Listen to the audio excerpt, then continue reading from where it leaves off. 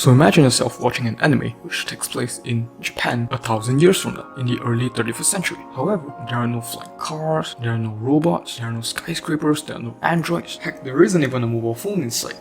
Kinda weird, huh? Now imagine this as well. Humans have psychic abilities. However, there are no superheroes, there are no supervillains, there's no kaijus, no aliens from another planet or another universe, no nothing. All of this seems out of place, right? Like something you never find in an anime. However, that's the premise of Shinsekai Yori. If you've never heard of it before, Shinsekai Yori, or From the New World, is exactly as what I've described before. It's an anime that takes place in Japan in the early 31st century, where humans have psychic abilities called kentas. And so this show is basically a documentary on the lives of our main protagonists as they grow up and slowly unravel all the secrets hiding within this quote-unquote utopian society. So if at this point you're already sold on the show, good for you, but if you're not, I'll try my best to sell it to you guys because it's just one of my favorite shows of the time. So as I've said before, this show is a documentary about the lives of our main protagonists as they are growing up. And so the first half of this show, the first 12 episodes, are all used for world building. I promise you, if you are able to just grind out these 12 episodes, the show is really good from that point on. And so selling point number one, just the world building in general.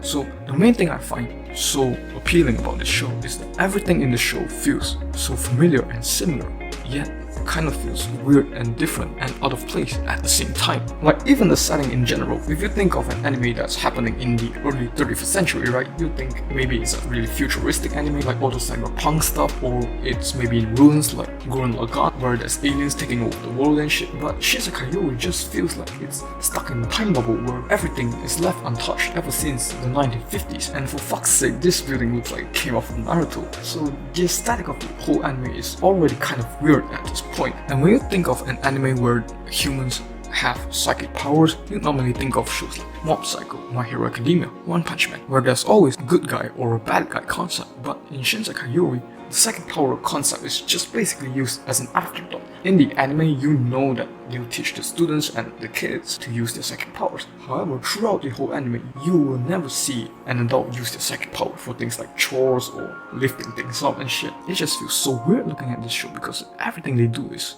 kind of out of the norms, I guess you can say. And what's more is that when you look at the trees and the grass and just the plants in general in the anime, you feel like, oh, this is exactly the same as the world we live in. However, when you take a look at what animals they have in that world, it's like, oh, is this not an isekai? Which is why I got hooked on the show in the first place, because though the first half is basically for world building and just really boring in general, I got more and more hooked as I continued watching because I was completely baffled by everything that happened in the show, because what I deemed was normal wasn't normal in the anime, which is what I think the show does best because it's a really fresh concept with a really fresh setting. Are there any animes now that people are born with psychic powers but nobody uses them? Not much, right? Okay, so how about an anime that's based so far in the future, but it's as if they were still living in the 1950s? No, right? So how about an anime which is based in Japan, on Earth?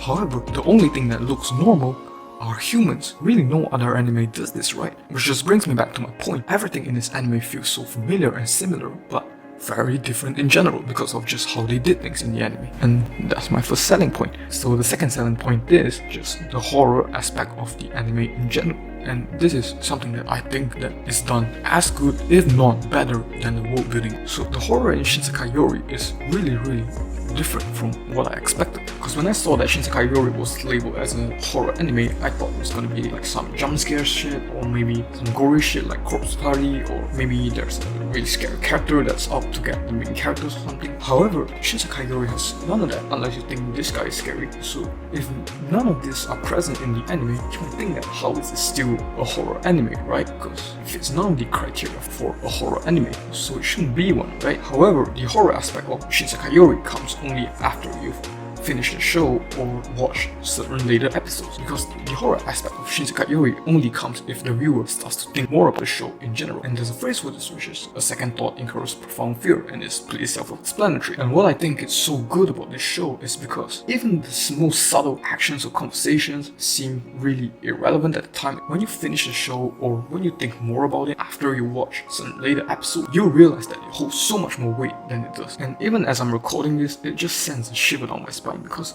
just this way of storytelling in general is so crazy good, and it's just really hard to come across. Even though we have so much animes and so much light novels nowadays, it's just so rare to come across something like this. If you're a big fan of horror, this is definitely a must watch. So yeah, that's about it. Main takeaway for this video: just go fucking watch Shinsekai Yori. It's really good. I couldn't stress how good it is. And that's about it. See ya!